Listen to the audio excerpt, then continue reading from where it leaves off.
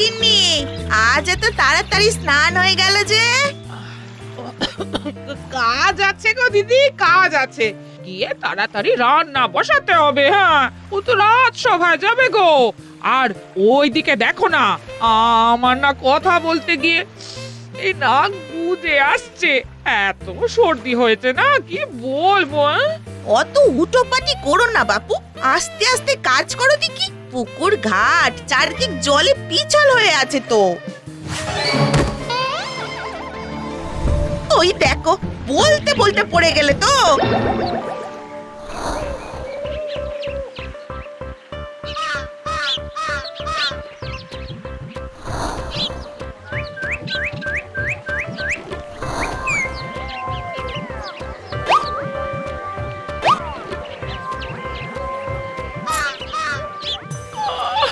খুব লাগছে, দুই পায়ের পাতায় খুব ব্যথা হচ্ছে গো। আঙুলগুলো নাড়াতে পারছি না। এই আমি বাড়ি যাব কিভাবে? বাবারে বাবা, চলো আমি তোমাকে পৌঁছে দিচ্ছি। আমাকে শক্ত করে ধরো। ধরেছি। এবারে চলো।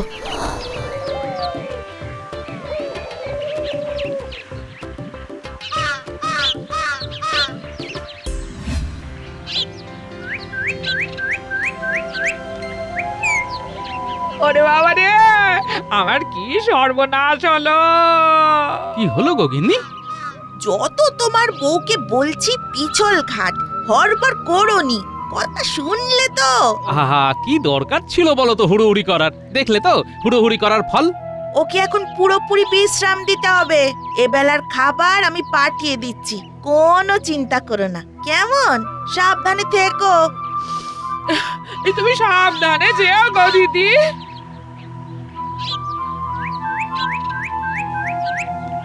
আজ তোমার একদম ছুটি, পুরো বিশ্রাম নাও। আজ সব কাজ আমি করব। এই রাত সভায় যাবে না? না, আজ ঘরে থেকে তোমার সেবা করব।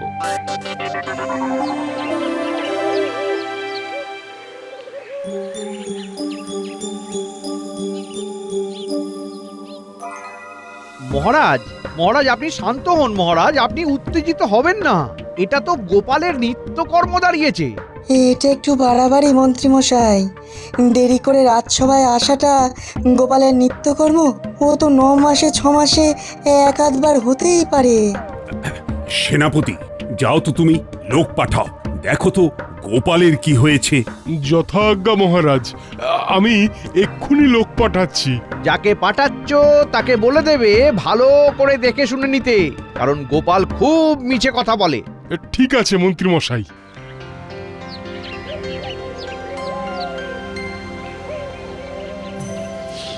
ওহো, এই পায়ের আঙুলগুলো না খুব যন্ত্রণা করছে।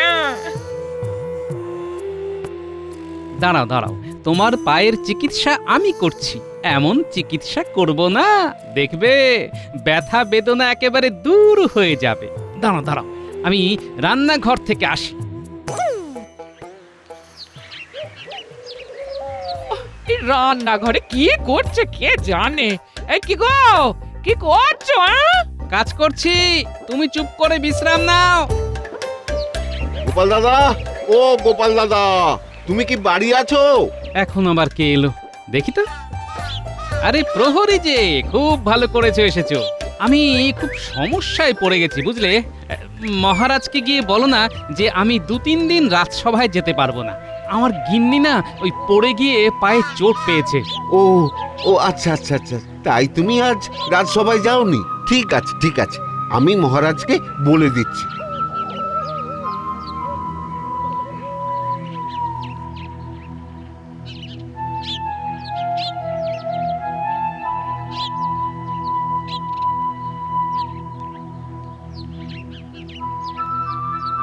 কি করছে এতক্ষণ ধরে? কি করছো গো তুমি এতক্ষণ ধরে? এই এই এসে গেছি। এটা কি? তোমার পায়ে এই মাখা আটার একটা প্রলেপ দিয়ে দেব। আটাটা শুকিয়ে গেলে দেখবে পায়ে খুব আরাম পাবে। তুমি আমার পায়ে হাত দেবে? যা বাবা, এতে লজ্জা কিসের? আরে তোমার পায়ে চোট লেগেছে, তা আমি দেখবো না তো কে দেখবে বলো? নাও নাও নাও, পাটা লম্বা করো দেখি। তুমি আমার গুরুজন, ইস কি যে করো না। আহা ঠিক আছে, সুস্থ হয়ে আমাকে 10টা প্রণাম করে নেবে এখন, তাহলেই হয়ে যাবে। নাও নাও, আমাকে এবার কাজটা করতে দাও দেখি। হ্যাঁ দেখি দেখি, হ্যাঁ।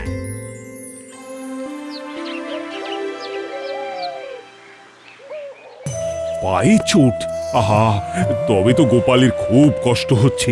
তুমি ঠিক বলেছ বিজ্ঞানী, এই মন্ত্রী এমন করে কান ভাঙানি দেয় না। আমি আমি কি করলাম মহারাজ?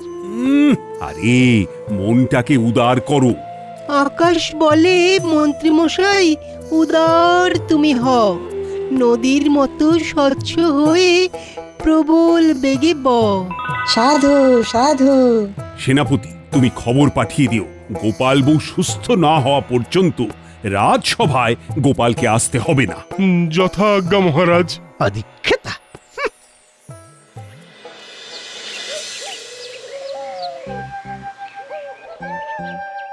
কি কেমন লাগছে? ভালো। হ্যাঁ, আজ কিন্তু কোনো কাজ নয়, হ্যাঁ, চুপ করে বিশ্রাম নেবে। এই শোনো না, কি বলো না? তুমি আমার জন্য কত কি করলে, তাই এবার আমি সন্ধেবেলা গোবিন্দভোগ চাল দিয়ে পায়েস করে দেব। হ্যাঁ, আরে সে ঠিক আছে, কিন্তু পায়ের ব্যথা না কমলে কিন্তু কিচ্ছু করা যাবে না। ঠিক আছে গো, একটা কথা বলবো? হ্যাঁ? বলো। তুমি আমার পায়ে হাত দিতেই না যন্ত্রণাটা অনেকটা কম হয়ে গেল গো। এই হাতে তোমার জাদু আছে। হ্যাঁ, তুমি এখন শুধু চুপটি করে শুয়ে থাকো, বুঝলে? খাবারটা নিয়ে যাও গো।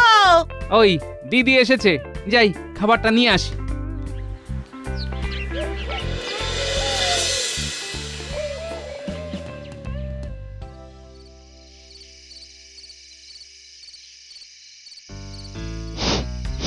বাহ, পায়েসের গন্ধ বাইরে থেকেই পাচ্ছিলাম। গিন্নিমা পায়েস রাঁধছেন।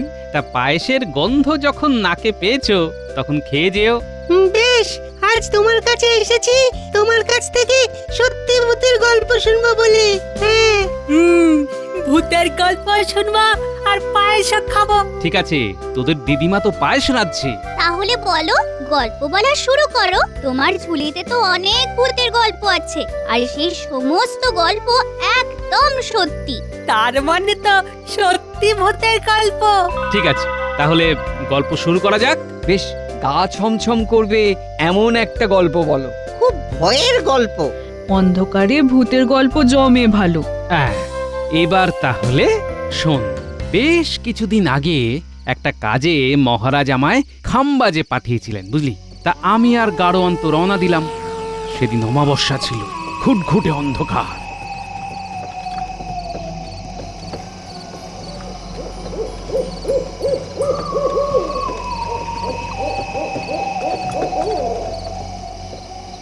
কি গো গাড়োয়ান, কি বুঝছো? গোপাল দাদা, খুব খিদে পেয়ে গেছে। আরে খিদে তো আমারও পেয়েছে, খাবারও আছে, কিন্তু জ্বালায় জল নেই তো। এতটা পথ এলাম, কোথাও একটা পুকুর পেলাম না। গরুগুলো সেই তখন থেকে হাঁটছে, ওরাও খুব কাহিল হয়ে পড়েছে গোপাল দাদা। বুঝলাম, কিন্তু কি করা যায় বলো তো? একে রাত, তার উপর ঘুটঘুটে অন্ধকার, কোথায় জল খুঁজবো এখন? গোপাল দাদা, কিসের একটা আওয়াজ হচ্ছে। হ্যাঁ হ্যাঁ, ওই দিক থেকেই তো আওয়াজটা আসছে। অন্ধকারে কিছু দেখতে পাচ্ছি না। ও গোপাল দাদা, কোনো বন্য জন্তু জানোয়ার নয় তো? না না, এটা ঠিক 4 পেয়ে জানোয়ারদের হাঁটা নয়, 2 পেয়ে মানুষের হাঁটা। আওয়াজটা কাছে আসছে, কিন্তু কাউকে দেখতে পাচ্ছি না। বিপদে পড়েছেন। কিরে বাবা, তাকিয়ে আছি ডান দিকে, লোকটা এলো বাম দিক দিয়ে। ডাকাত টাকাত নয় তো? না গো না, আমি সাধারণ এক লোক, ডাকাত দলের কেউ নই। যাচ্ছে, এদিকে আমার মনের কথা পড়ে ফেলছে। অবাক হবার কি আছে, একটু বুদ্ধি খাটালে আপনিও পারবেন। বর্তমান পরিস্থিতি এমন যে আপনি আমাকে এই সব ভাবনাই ভাবাবে। আপনি কে? আরে একটা মানুষ আপদে বিপদে সাহায্য করাটা আমার একটা নেশা। সামনে আমার একটা ঘর আছে, আর সামনে একটা টলটলে পুকুর। পুকুর? কুকুর? আরে এ তো মেঘ না চাইতেই জল। তবে চলুন আমার বাড়ি। কি গাড়োয়ান, তুমি কি বলো? আর তো কোনো উপায় নেই, চলো গোপাল দাদা।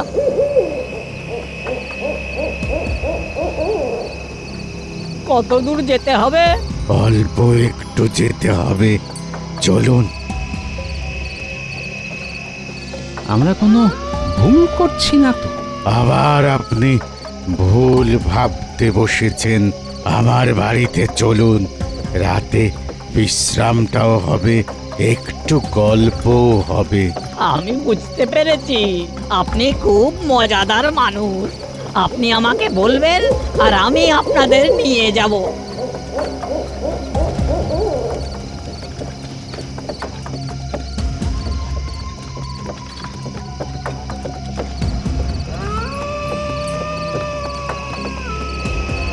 যাক, তাহলে জল পেলে গোপাল দাদা। পুকুরটা কেমন, ছোট না খুব বড়? না, পুকুরটা বেশ ছোট, কিন্তু আর এর মধ্যে কিন্তুটা কি হলো গোপাল দাদা?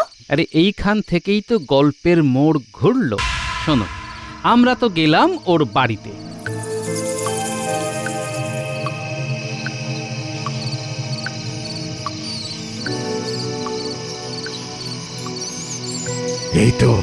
এই তো আমরা এসে গেছি।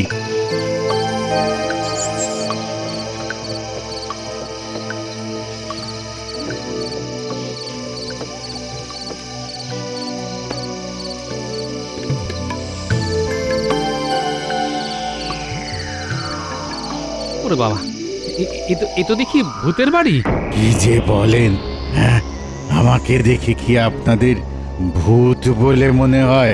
হ্যাঁ, ওই যে কথায় আছে না, ওই ভাঙা বাড়িতে ভূতের বাস। তা আপনি কি ওই বাড়িতে একা থাকেন? একা? ও হ্যাঁ, একাই তো। একা বলতে এরকম চমকে গেল কেন? না না না, বিষয়টা একটু ভাবতে হবে। না, একদম এই সব ছোটখাটো বিষয়ে ভাববেন না। আসলে মানুষ আমি, একা থাকি, কিন্তু আমার সাথে অনেক আরশোলা, ইঁদুর, টিকটিকি, চামচিকে থাকে। ওরাও তো আমার প্রতিবেশী, তাই নয় কি? চলুন গাড়িটাকে এইখানে রাখুন।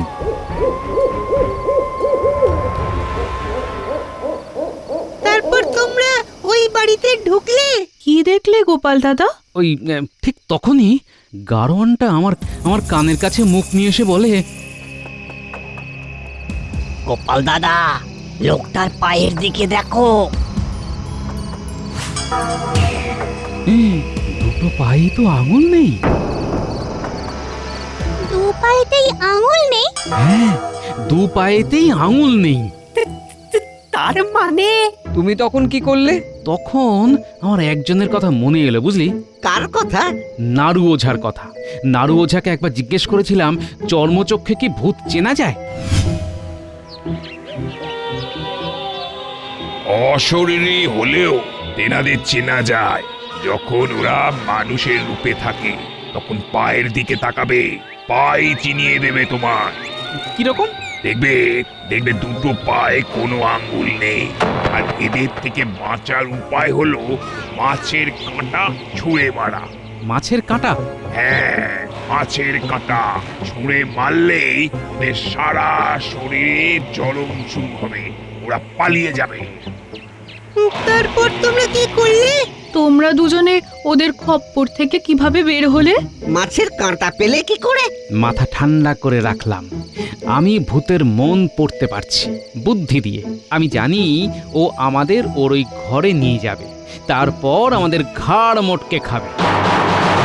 চলুন আমার গরিবখানায়। এখানেই ভালো আছি, বুঝলেন? আচ্ছা, এই পুকুরে মাছ আছে? মাছ আছে মানে? কিলবিল করছে মাছ। এই, আমাদের না মাছ ভাজা খেতে খুব ইচ্ছে করছে। এই ব্যাপার, ঘরে চলুন, আমি মাছ ভাজা খাওয়াচ্ছি।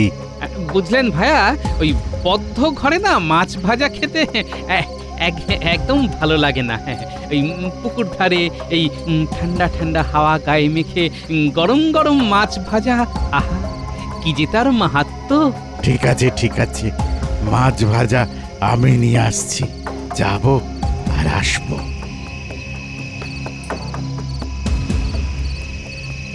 তারপর তারপর কি হলো? থামলে কেন? এইখানেই তো আসল গল্প শুরু। একটু বিরতি নিলাম। হ্যাঁ, এই পুটিমা, যা তো দেখে আয় তো পায়েসের আর কত দূর। হায়েস করে পায়েস খেতে খেতে গল্প শুনবো। আচ্ছা, আমি যাচ্ছি, কিন্তু আমি ফিরে না আসা পর্যন্ত গল্প বলবে না। ঠিক আছে, তুই দেখে আয়, তারপর বলবো।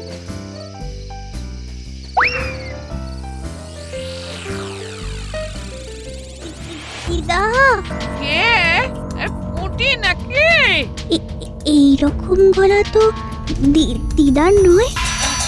পায়েস হয়েছে কিনা জানতে এসেছিস? তা দূরে দাঁড়িয়ে কেন?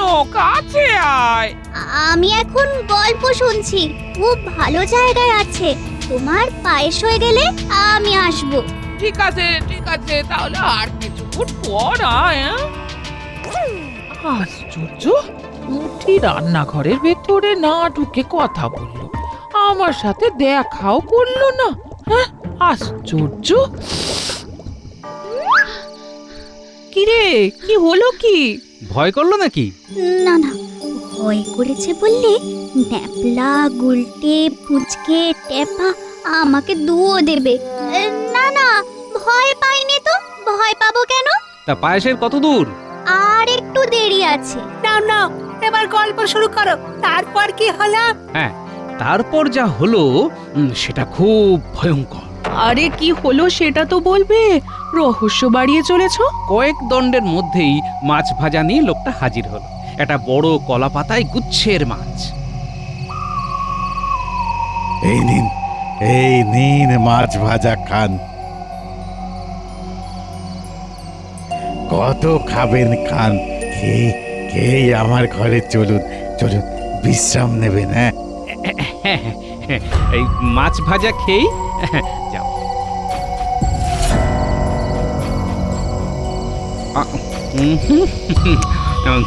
কি ভালো মাছ।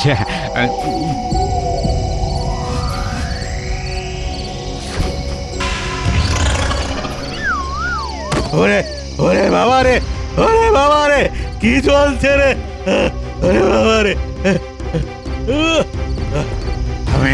আমি এর বদলা নেব, আমি এর বদলা নেব, নেব নেব নেব নেব, আমি এর বদলা নেব। কি ভয়ঙ্কর! সত্যি গোপাল দাদু, তোমার কি সাহস! গোপাল দাদা, তারপর আর তোমার সঙ্গে ওই ভূতের দেখা হয়নি? আপাতত না, আর আমার সাথে দেখা করবার সাহস করবে না। কারণ আমি এখন কোনো অচেনা অজানা লোক দেখলেই তার পায়ের দিকে তাকাই। পায়েসগুলো নিতে এলি না তো পুটি? আমি তো তোর জন্য অপেক্ষা করছিলাম।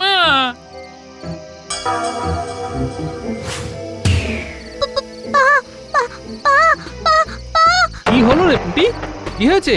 হ্যাঁ, এই কি রে পুটি, এই তুই ভয় পাচ্ছিস কেন? কেন ভয় পাচ্ছিস?